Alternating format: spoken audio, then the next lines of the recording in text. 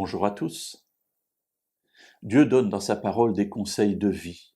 On pourrait parler d'ordre. Très souvent, nous parlons de commandement.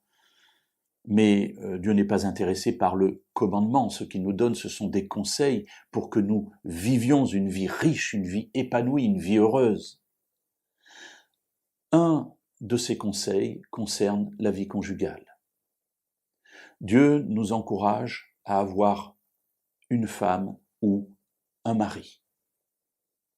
On pourrait penser, et l'époque actuelle le veut, que de pouvoir passer de l'un à l'autre ou de l'une à l'autre est quelque chose de mieux pour essayer, pour voir comment c'est, comment ça marche.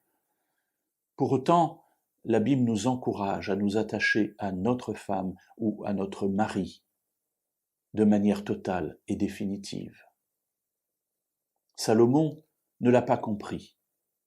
Alors qu'il est roi, il va épouser une Égyptienne, la fille du Pharaon, quand même.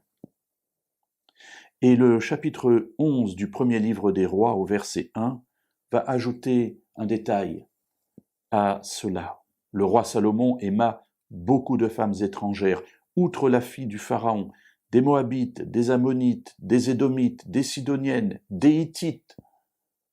Voilà, Salomon épouse 700 femmes et 300 concubines, 700 princesses. Salomon veut faire des alliances, sans doute.